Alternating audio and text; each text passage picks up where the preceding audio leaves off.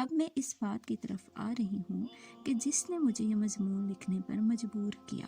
بہت سے لوگ کہتے ہیں کہ بعض صورتیں بہت چھوٹی ہیں اور بعض بسم اللہ الرحمن الرحیم۔ السلام علیکم ناظرین، آج کی ویڈیو میں آپ کے ساتھ ایک بہت ہی پیاری کتاب ہے اللہ اور اس کا نور، اس کی ریڈنگ شیئر کروں گی۔ اس کتاب کو لکھا ہے ڈاکٹر ذکیہ بلگرامی نے، اور یہ ایک اردو کتاب ہے جو کہ قرآن پاک کے موضوع پر ہے۔ انہوں نے انتساب کیا ہے کہ اپنی امی کے نام، صبر، شکر اور قناعت ان کا وصف، درگزر اور خاموشی ان کی پہچان تھی۔ تو سب سے پہلے ہم اس کے مضامین دیکھ لیتے ہیں کہ اس کے مضامین میں کتنے ہیں، کون کون سے ہیں۔ تو یہ دیکھیں، یہاں پہ پوری یہ لسٹ بنی ہوئی ہے اس بک پہ، اور ایک ایک کر کے میں آپ کے ساتھ ویڈیو کے تھرو اس کی ریڈنگ شیئر کروں گی، اس بک کو ریڈ کر کے آپ کے ساتھ شیئر کروں گی۔ تو آپ لوگ ضرور چینل کو سبسکرائب کیجیے گا تاکہ آپ کو ہر نئی ویڈیو میں اس بک کا نیا مضمون پڑھنے کو مل سکے، سننے کو مل سکے۔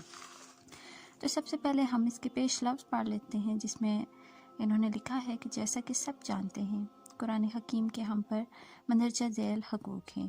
قرآن حکیم کو پڑھنا، نمبر 2 اس کو سمجھنا، نمبر 3 اس پر عمل کرنا، اینڈ نمبر 4 قرآن حکیم کے علم کو دوسروں تک پہنچانا۔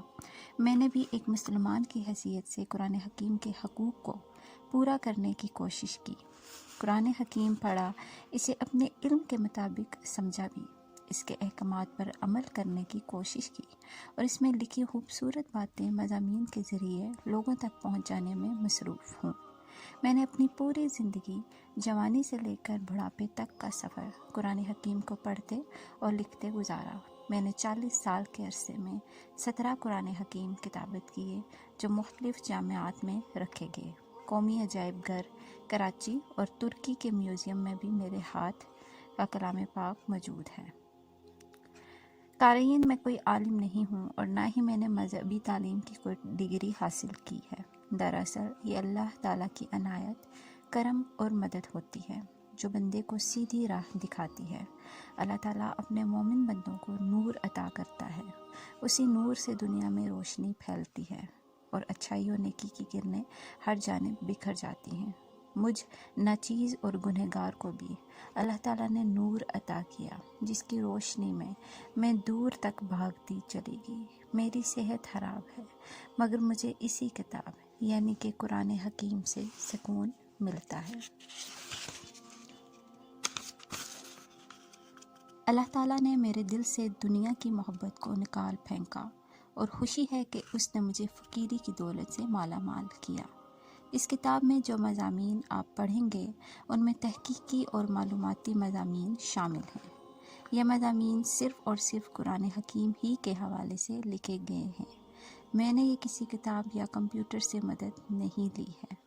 جتنا بھی تحقیقی کام ہے وہ میری ذاتی کوشش کا نتیجہ ہے۔ امید ہے یہ کتاب آپ کو پسند آئے گی اور آپ اس سے بہت سے فوائد حاصل کر سکیں گے انشاءاللہ۔ اپنی دعاؤں میں مجھے یاد رکھیں اور میری بخشش کی خصوصی دعا ضرور کریں۔ ڈاکٹر ذکیہ بلگرامی۔ جی، تو یہ پیش لفظ تھے جو کہ انہوں نے اپنی کتاب کے آغاز میں تحریر کیے۔ تو اب ہم اس کتاب کا آغاز کرتے ہیں، اس کو پڑھنا سٹارٹ کرتے ہیں۔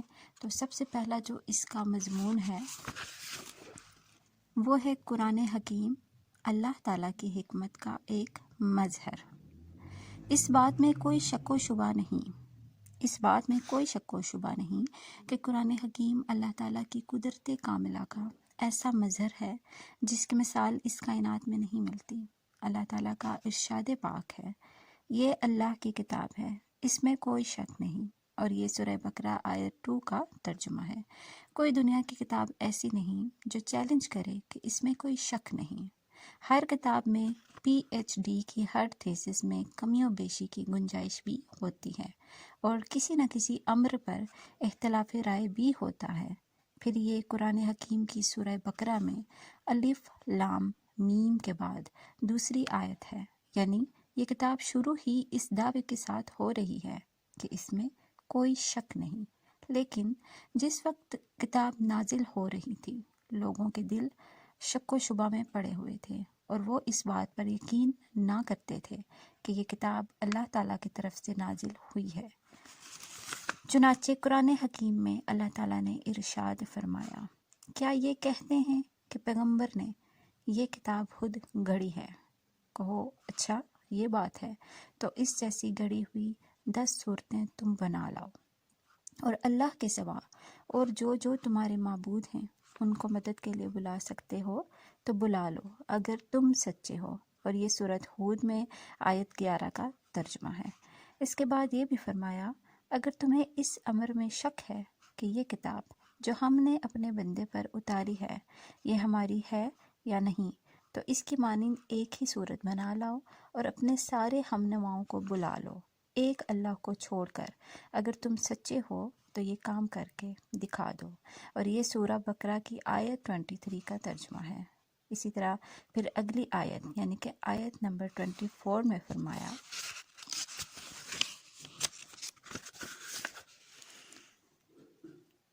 لیکن اگر ایسا نہ کر سکو اور ہرگز نہیں کر سکو گے تو اس آگ سے ڈرو جس کا ایندھن آدمی اور پتھر ہوں گے اور جو کافروں کے لیے تیار کی گئی ہے۔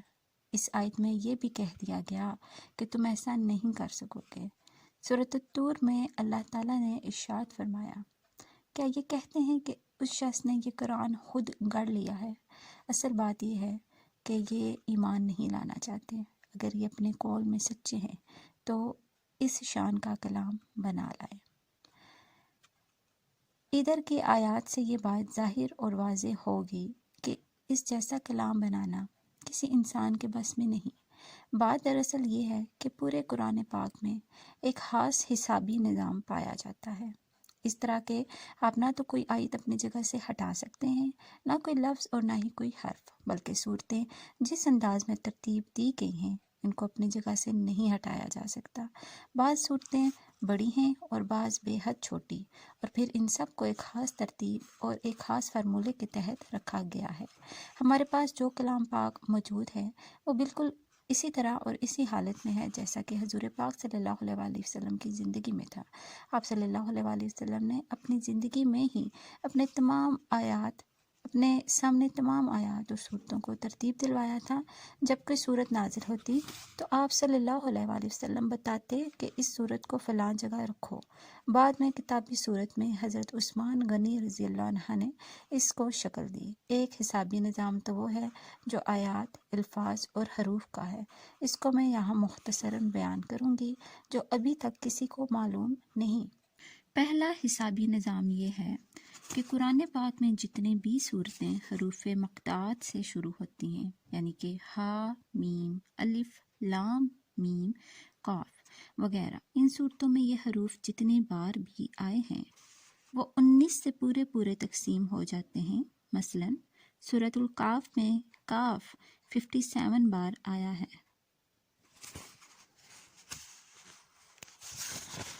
اسی طرح تمام الف، تمام لام، تمام میم کی جو تعداد ہے وہ یہ ہے۔ جیسا کہ میں نے اوپر لکھا کہ میں اس نظام کی زیادہ تفصیل میں نہیں جاؤں گی کیونکہ یہ بات آپ سب کو معلوم ہے۔ اس کا پورا چارٹ ہے۔ قرآن حکیم کی 29 صورتیں حروف مقطعات سے شروع ہوتی ہیں۔ حروف مقطعات 14 ہیں اور ان کے سٹ بھی 14 ہی ہیں۔ میں نے لفظ یا حرف کو ہٹانے کی بات بھی کی تھی۔ اس کی وضاحت کے لیے یہ لکھ دوں کہ قرآن پاک میں قوم لوط کا ذکر 13 مرتبہ آیا ہے۔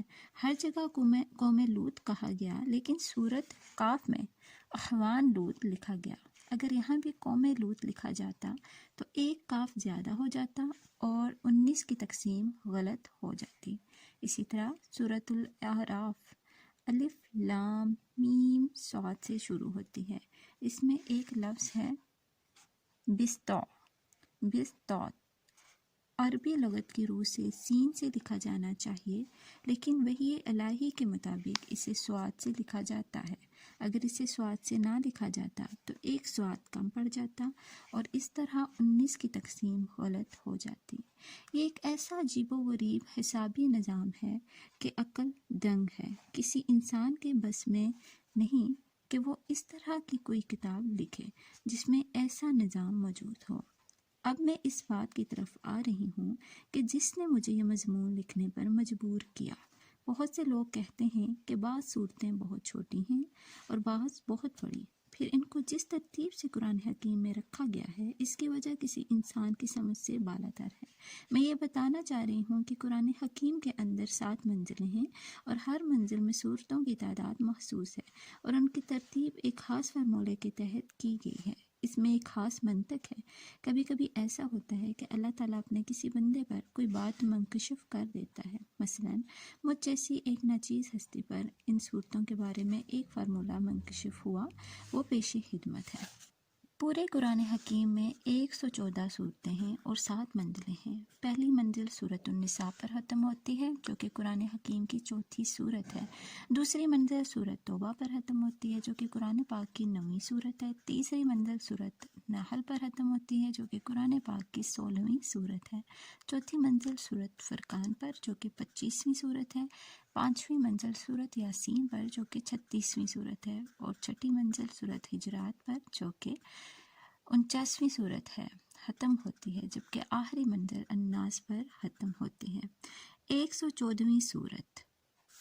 اس تمام بات کو ایک آسان فارمولے سے ظاہر کیا جا سکتا ہے جو اللہ کے حکم سے ایک رات میرے ذہن میں آیا۔ منزل، یہاں پہ یہ ساری منزلیں لکھی گئی ہیں، پہلی، دوسری، تیسری، چوتھی، پانچویں، چھٹی اور ساتویں۔ کون سی صورت پر ختم ہوتی ہے؟ تو پہلے جو منزل ہے وہ چوتھی صورت پر ہے اور اس کا فارمولہ کیا ہے؟ یہ ہے۔ دوسری 9ویں صورت پر، تیسری 16ویں صورت پر، چوتھی جو ہے وہ 25ویں صورت پر، پانچویں 36ویں صورت پر اور چھٹی 49ویں صورت پر۔ ساتویں 114واں، جو جیسا کہ آپ جانتے ہیں کہ 114 صورتیں ہیں تو جو لاسٹ صورت ہے اس پر یہ ختم ہوتی ہے، لیکن اس میں انہوں نے کہا ہے کہ اس میں کسی فارمولے کی ضرورت نہیں۔ 7ویں منزل میں کسی فارمولے کی ضرورت نہیں، اس لیے کہ یہ تو معلوم ہی ہے کہ یہ آخری صورت پر ختم ہوتی ہے۔ آپ اوپر کے چارٹ کو دیکھیں کہ تمام صورتوں کو منزلوں کے اندر کسی حساب کے تحت رکھا گیا ہے۔ پہلی منزل میں سورہ فاتحہ کے علاوہ باقی 3 صورتیں بہت بڑی ہیں۔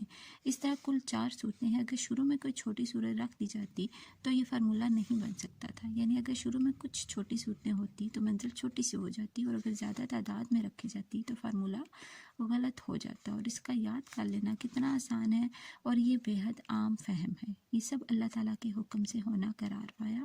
اس کے علاوہ بھی نہ جانے کتنی باتیں ہوں گی جو ابھی ہمیں معلوم نہیں ہیں، لیکن گزرتے وقت کے ساتھ منکشف ہوتی رہیں گی۔ آخر میں بس یہی کہوں گی کہ پوری کتاب کی ترتیب کچھ اس طرح ہے کہ اس میں اپنی جگہ سے کچھ بھی نہیں ہٹایا جا سکتا، نہ صورت کو، نہ آیت کو، نہ ہی کسی لفظ کو، اور یہ ایک ایسا معجزہ ہے جس کی مثال بنانا ناممکن ہے۔ اور اللہ تعالیٰ نے خود فرمایا، ہم نے اس کتاب کو نازل کیا اور ہم ہی اس کی حفاظت کرنے والے ہیں۔ الحجر آیت 9 کا یہ ترجمہ ہے۔ بے شک یہ کتاب آج بھی اپنے زیر زبر کے ساتھ محفوظ ہے اور تا قیامت محفوظ رہے۔ تو قارئین اور ناظرین، یہ جو مضمون تھا اللہ تعالیٰ کی حکمت کا ایک مظہر، قرآن کریم، قرآن حکیم، یہ یہاں پہ کمپلیٹ ہو جاتا ہے، اور اس ویڈیو کو میں یہیں پہ ختم بھی کرتی ہوں۔ نیکسٹ ویڈیو میں آپ کے ساتھ اس کا جو دوسرا مضمون ہے قرآن حکیم کے حروف مقطوعات، وہ میں آپ کے ساتھ اس کے شیئر کروں گی۔ تو آئی ہوپ کہ آپ کو ویڈیو انفارمیٹیو لگ رہی ہے اور آپ کو قرآن حکیم کی سمجھ بھی آ رہی ہے۔ ہمیں اس طرح کی کتابوں کی ضرور ریڈنگ کرنی چاہیے ہے، جس سے ہمیں قرآن حکیم، قرآن کو ہمیں سمجھنے کی جو توفیق ہے ملے اور ہمارے علم میں اضافہ ہو۔ تو میں اب آپ سے ملوں گی نیکسٹ ویڈیو میں، تب تک کے لیے اجازت دیجیے۔ اللہ حافظ۔